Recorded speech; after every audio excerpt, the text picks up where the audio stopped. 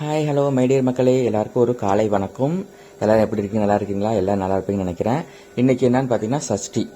இன்னைக்கு வந்து சஷ்டி விரதம். அதனால முருகப்பெருமானுக்கு வழிபாடு. எல்லாரும் கேட்குறீங்க ஒரே கேள்வி தான், முருகப்பெருமானுக்கு 6 விளக்கு போடணுமாக்கா, எப்படி பண்ணணும், வெட்டுறது எப்படி வெட்டணும், இப்படிலாம் கேட்டிருக்கீங்க. எல்லாமே நம்ம சேனலில் இருக்குது. இருந்தாலும் நான் உங்களுக்கு இந்த வீடியோ அப்லோட் பண்ணுறேன். சரிங்களா? நீங்கள் வந்து 6 விளக்கு எடுத்துக்கோங்க. ஓம் சரவண பவன் வந்து சாட்னு விற்கிது.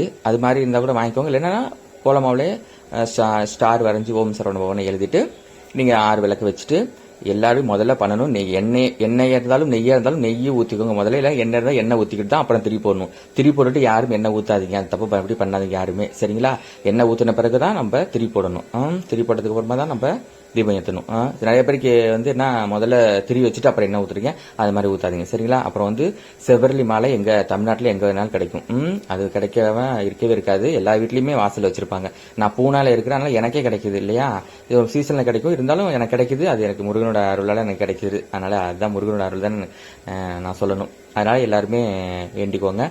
குழந்தை இல்லாதவங்க, திருமண தடை இருக்கிறவங்க, வியாபாரம் விருத்தி இல்லாதவங்க இருக்கிறவங்க, வியாபாரம் நம்ம நல்லா போகணுன்றவங்க எல்லாருமே சஷ்டி விரதம் இருங்க, போங்க வாங்க. சரிங்களா? திருச்சென் முருகனை கும்பிடுங்க. கண்டிப்பா எல்லாருக்கும் ஒரு நல்ல வழி கிடைக்கும். நிறைய பேர் என்கிட்ட கேட்டிருக்கிறீங்க, நான் சொல்லியிருக்கிறேன். என்னோட சேனல்ல போய் பாருங்க. சஷ்டி விரதம் குழந்தை வர வேண்டி எப்படி இருக்குன்னு சொல்லிட்டு அதெல்லாம் சொன்னதுக்கு அப்புறம் நீங்க பார்த்து நிறைய பேர் எனக்கு லைவ்ல சொல்றது ஒரே ஒரு வார்த்தை என்னன்னா, அக்கா நீங்க சொன்னீங்க அதே மாதிரி நானும் லைவ்ல பார்த்துட்டு நான் சஷ்டி விரதம் இப்ப நான் பிரெக்னெண்டா இருக்கிறேன்க்கா, நான் எனக்கு வளகாப்புக்கு நீங்க வரணும், நான் குழந்தை பிறந்தா நீங்க என்னை பார்க்க வரணும், உங்களுக்கு இன்வைட் பண்ணுவேன் அப்படிலாம் சொல்லும்போது எனக்கு ரொம்ப ரொம்ப சந்தோஷமா இருக்கு. அந்த முருகனே எனக்கு சொன்ன மாதிரி இருக்குது. ஏதோ யார் மூலியமாவது முருகன் உங்களுக்கு சொல்றாரு இல்லையா, அதுதான் முருகனோட இது. கடவுள் வந்து நேரம் நம்மகிட்ட எதுவும் சொல்லிட மாட்டாரு, யார் மூலியமாவது தெரியப்படுத்துவார். சரிங்களா?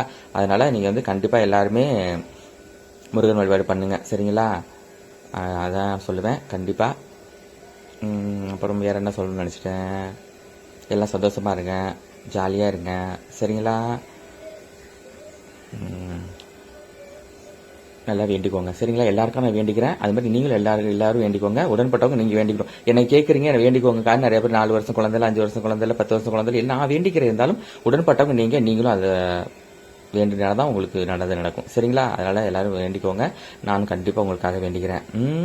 நிறைய பேர் என்னோட லைவ்ல வரவங்க எல்லாரும் மோஸ்ட்லி சொல்றதுன்னா, உங்களுடைய கஷ்டங்கள் நஷ்டங்கள் உங்களுடைய ஒரு குடும்பத்தில் ஒருத்தியான்னு சொல்லி என்கிட்ட ஷேர் பண்றீங்க பாருங்க, அது பெரிய விஷயம் எனக்கு.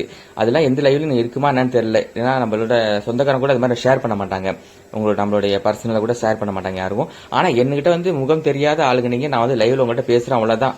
நான் என்ன யாருன்னு கூட எங்களுக்கு தெரியாது. ஆனா உங்களுக்கு அதுக்கு அளவுக்கு மீறிய ஒரு பாசம் நேசம் என்கிட்ட உங்களோட கஷ்டங்களை என்கிட்ட ஷேர் பண்ணணும். அப்படி சொல்லும் போது உங்களுக்கு என்ன ஆகுதுன்னா, உங்களுக்கு கொஞ்சம் நிம்மதியா இருக்குது. உங்க லைவ் வரும்போது உங்களோட பேசும்போது நான் எவ்வளவு கஷ்டமா இருந்தாலும் அந்த கஷ்டத்தெல்லாம் எனக்கு ஹாப்பியா இருந்த கஷ்டமா எனக்கு தெரியது இல்லை. அதனாலதான் உங்க லைவுக்கு வரேன். எப்ப லைவ் வருவீங்கன்னு நினைச்சிட்டே இருப்பேன் நான். உங்க லைவ் எனக்கு அவ்வளவு பிடிக்கும் அப்படின்னு நிறைய பேர் சொல்லும் போது எனக்கு ரொம்ப ரொம்ப சந்தோஷமா இருக்குது.